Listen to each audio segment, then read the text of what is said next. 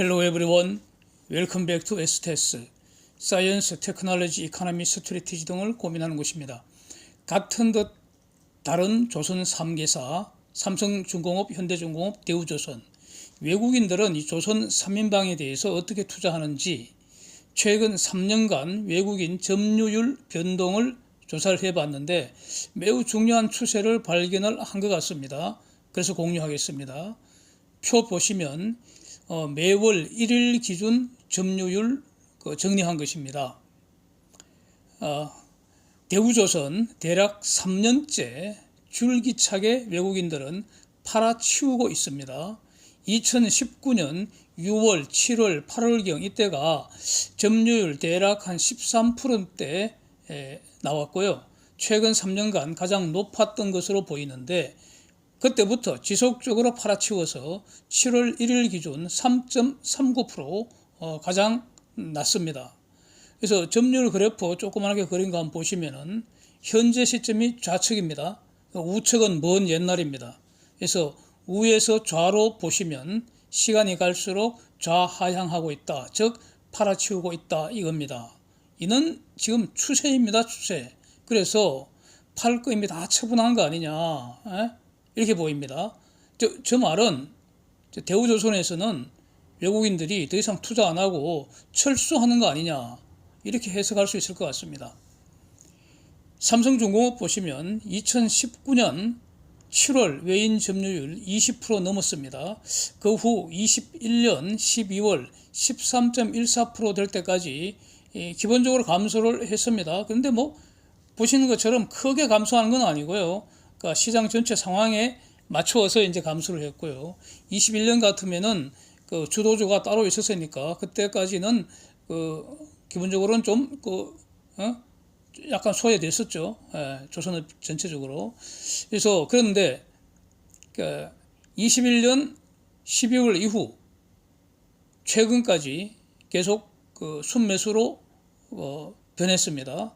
그래서 7월 1일 기준 15.25%까지 점유율이 올라와 있습니다. 삼성중공업의 경우에는 점유율 1% 증가한다는 것은 대략 한 880만 주 순매수를 의미합니다. 현대중공업은 작년 가을에 재상장됐을 때 점유율 1.35%에서 6월 1일 5.94%까지 계속 올라왔다가 지금 살짝 내려서 5.6%다 이런 뜻입니다. 한국조선해양은 제가 본격적으로 분석한 건 처음인 것 같은데 이거는 조선주라기보다는 현대중공업, 현대사모, 현대미포 이 세 개 주식 ETF라고 보는 게 더 맞지 않습니까? 이거 본질이 그렇지 않습니까? 저희는 배 만드는 것이 아니잖아요. 저희는. 그래서 저는 존재할 이유가 저는 없다고 보는 입장이어서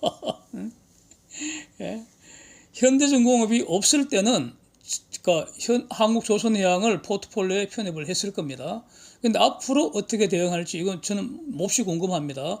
한국조선해양도 갖고 있으면서 현대중공업을 두 개 다 가질 이유가 저는 전혀 없다고 봅니다.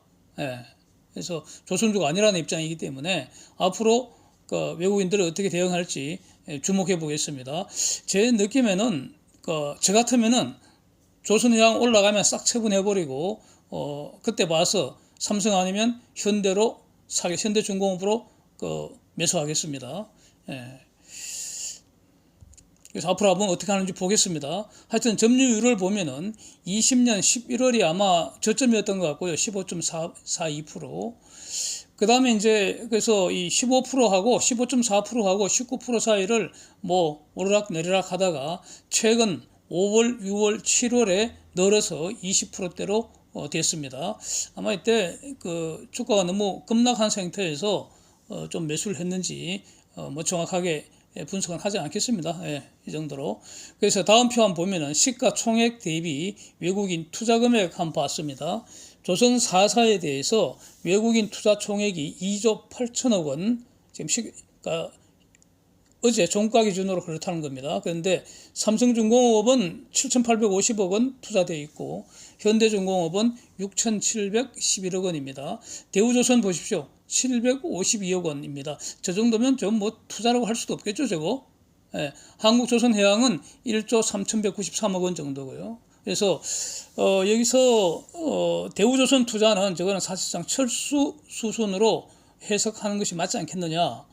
물론 앞으로 변할 가능성이 있죠. 외국인들이 다시 대우 투자 비중 늘릴 수도 있을 겁니다. 뭐 그럴 가능성을 완전히 닫을 수는 없겠죠. 그러나 적어도 최근 3년까지 그 데이터에 충실하다면 대우조선에 대한 외국인 태도는 투자 철수라고 평가하는 게 맞을 것 같습니다. 결국 조선주는 삼성중공업하고 현대중공업 이강체제라고 봐야 할 것 같고요. 물론 그 중소형 조선사 중에서는 현대미포가 가장 중요하겠죠. 이렇게 보겠습니다. 조선업 수주 현황 최근 3년치 다시 한번 보겠습니다. 다시 한번 보면은 21년은 20년의 3배 정도 수주했고요. 22년은 21년에 최소 2배 이상 수주 기대하는 게 합리적일 것 같습니다. 다시 말하면 20년 4분기부터 조선 수주가 폭증을 하기 시작해서 지금까지 이어지고 있다. 이거는 명백한 사실이고 누구도 부인할 수 없는 팩트로 보이고요. 그러면 내년 이후에도 어떨 것인가? 수주 증가 계속된다고 보는 게 합리적이라고 봅니다. 그 합리적 근거라는 것은 기후전쟁, 탄소전쟁 본격화되고 그와 동시에 LNG 수요 증가, 즉 최소한 과도기적 대체연료, 전환연료로서 LNG 수요 계속 증가하게 되고 그 다음에는 여기에 대해서 이제 탄소 포집 기술이 상용화되는 정도에 따라서 LNG 수요 증가 시기 더 오래 지속될 것이고 결국 저로서는 이 LNG가 가스 전성시대가 된다. 뭐 저는 그렇게 보는 입장입니다. 그 다음에 또 러시아 에너지 대체하는 것은 분명히 지속되리라고 봅니다. 이런 근거로 해서 이 선박 수주 자체가 지금 늘어나기 때문에 그래서 도크 쇼티지 상황이라는 것, 도크 쇼티지라는 것은 앞으로 새로 수주하거나 발주를 할 때 배값을 어떻게 결정하느냐, 그 배값은 도크에 대해서 최고가 제시하는 그 선주에게 도크가 낙찰되는 방식으로 진행될 가능성이 높다는 겁니다. 실질적으로, 기능적으로 이런 방식으로 진행된다는 겁니다. 다시 말하면은 일반적으로는 컨테이너 선박이 가스 운반선보다도 배값이 더 지금 저렴한 걸로 나타나 있는데 앞으로는 어떻게 되는 거냐? 컨테이너 선박이 만약에 매우 급하다면은 그러면 가스 운반선보다도 배값을 더 주면 된다는 겁니다.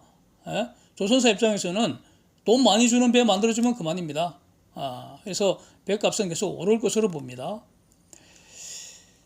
자, 그래서 내년 이후에 시간이 갈수록 매출은 급증한다. 그래서 흑자 전환 시기가 지금 급속히 오고 있다. 뭐 이런 겁니다. 완전히 이제 가시권입니다. 손 뻗으면 닿을 시기에 흑자 전환 된다. 이렇게 보입니다.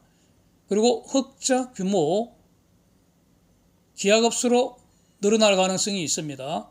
연구안이 두 가지죠. 환율 상승하고 그래서 환율이 지금 상승하기 때문에 원화 기준으로 배값은 더 많이 오릅니다. 전번에도 한번 분석을 했었는데 달러 베이스로 배값도 계속 올라가지만 또 환율도 계속 올라가기 때문에 조선사 입장에서는 지금 배값 상승이 정말 어지러울 정도로 올라간다 이런 뜻입니다.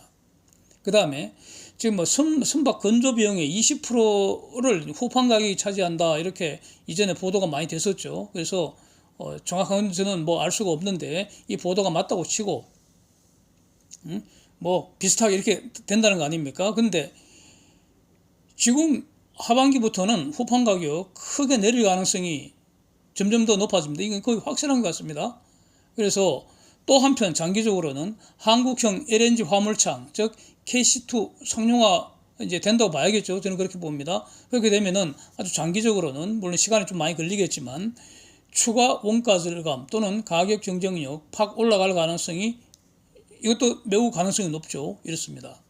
그래서 여기서 이제 구체적으로 바로 이제 배값은 올라가는데 비용은 팍 내려갈 가능성이 매우 높은 그런 후판 가격 추세를 보기 위해서 사진 보시면 열연 강판 가격 이미 52주 저점 밑으로 계속 뚫고 내려가고 있습니다. 폭락세입니다. 강철 가격도 보십시오. 이게 전부 다 그 제품 아닙니까? 철 제품. 52주 저점 근방으로 지금 폭락을 하고 있습니다. 이 원인이 뭐겠습니까? 경기 후퇴 또는 이제는 갑자기 그 가능성이 더 커진 경기 침체. 이거 미리 반영해서 이 철강 제품은 대표적인 경기 민감재이기 때문에 이게 바로 그 경기 선행지수가 될 수도 있는데 이 지금 철강 제품 수요가 감소한다는 거 아닙니까? 그래서 철강만 감소하는 게 아니라 뭐 어떤 그 제품을 만들기 위해서는 철만 쓰는 게 아니라 철과 동시에 보완제로서 비철금속도 쓰지 않습니까? 보완제입니다. 철하고 비철은 보완제입니다. 보완제. 같이 쓰는 거죠. 그런데 이 비철금속 지수, LME 지수가 지금 대폭락한 상태입니다. 오늘 새벽에 올린 영상에서 자세히 봤습니다. 그래서 철강 제품 이제 수요가 줄어드니까 이거 생산이 급감할 것이고 따라서 원재료인 철광석 수요도 급감할 거다. 그래서 지금 철광석 가격이 폭락하는 거 아닙니까? 그런데 작년에 그 후판 가격 거의 막 더블 가까이 이렇게 올릴 때 근거가 뭐였습니까? 철광석 가격 올랐다고 그렇게 올린 거 아닙니까? 이제 철광석 가격 폭락하니까 후판 가격 올린 거 다시 그 빠꾸 해야죠, 빠꾸. 내려야죠. 그래서 하반기 이거 분명히 내려하려고 봅니다. 그렇습니다. 환율 보십시오. 미국 금리 지금 신속하게 대폭 올리고 있습니다. 그리고 양적 긴축까지 지난 6월부터 실시를 했습니다. 그리고 세상에서 돈은 달러밖에 없다는 입장입니다. 저는 이런 말씀 여러 번 드렸죠. 유일한 기축통화입니다. 유일한 기축통화라고 봅니다. 그래서 달러는 그래서 상대적으로 안전자산입니다. 그것 때문에 지금 글로벌 달러 강세가 대단합니다. 거의 뭐 금융 위기 이후로 가장 강력한 그 시세를 보여주고 있습니다. 달러가. 그것 때문에 이제 달러 강세이면은 원달러 환율은 원화는 약세가 되니까 따라서 원달러 환율이 급등하게 됐습니다. 그래서 원달러 환율도 금융 위기 이후에 가장 높은 수준. 어제 뭐 일시적으로 315원대까지 한번 찍었나요? 본 것 같습니다.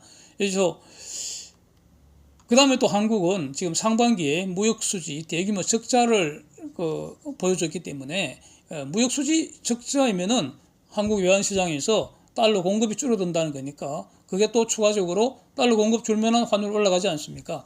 그래서 하반기에도 만약에 무역수지 이게 계속 그 적자 상태가 지속된다면 그럼 환율이 추가 올라갈 가능성이 있습니다.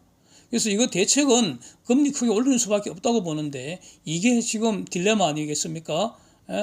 금리 올려버리면 내수 경기는 지금 분명히 침체될 것 같은데 금리 크게 올려버리면 그 내수 경기 침체 가속시킬 것이고 그 다음에 이제 가계부채 문제입니다. 가계부채 이자 폭탄 지금도 이미 터지고 있는데 한국 가계부채는 세계 1등 수준입니다. 그래서 이 딜레마 상황입니다. 그런데 하여튼 그래서 지금 그 원달러 환율은 지금 이렇게 추가 올라갈 가능성 여전한데 문제는 조선업종은 호재입니다. 이거 달러 받아서 원화로 결제하기 때문입니다. 그래서 원 환율 올라가는 거는 조선업종한테는 대호재입니다. 그 다음에 이제 유가하고 천연가스 가격이 급락을 한번 했는데 저는 말이죠, 저거 아직도 높은 수준이라고 봅니다. 저는 오히려 한 80에서 90불 내외, WTI 기준으로 이 정도 되는 것이 바람직하지 않느냐. 그래야지 그 경기 침체를 막아주고 그 다음에 전체적으로 그 경기가 그 연착륙해서 약간 둔해가면서 그 장기적으로 이제 확장을 해줘야지 조선업종한테도 좋지 않겠습니까? 그래서 저는 그렇게 보는 입장입니다. 그래서 또 한편 제 입장은 에너지 가격이 높은 수준으로 유지하는 거 어렵다. 왜냐하면은 그 캐내면 되기 때문입니다. 전체적으로 그 매장량이 부족한 게 아니라 다 그 테크니컬한 그런 문제라고 보기 때문에 에너지 가격이 높은 수준으로 유지하는 거 어렵다. 그래서 그 기본적으로 120불, 뭐 110불 이거 오래 유지하기 힘들다. 내릴 거다. 저는 그런 입장으로 계속 그 말씀을 드렸기 때문에 어저께 유가 천연가스 가격 급락세 저는 당연하게 보이는데 하여튼 뭐 오늘 시장에서는 조선업종에 좀 부담으로 작용하는 것 같습니다. 뭐 예? 하여튼 그래서 조선업종 투자 여건은 지금 이보다 더 좋을 수 없는 거 아닌가 저는 이렇게 보여집니다. 그건 곧 조선업 투자하기에 황금 시대 아니냐 이겁니다. 예? 조선업 슈퍼사이클 지금 신나게 돌아가고 있다 이렇게 보는 게 맞을 것 같습니다.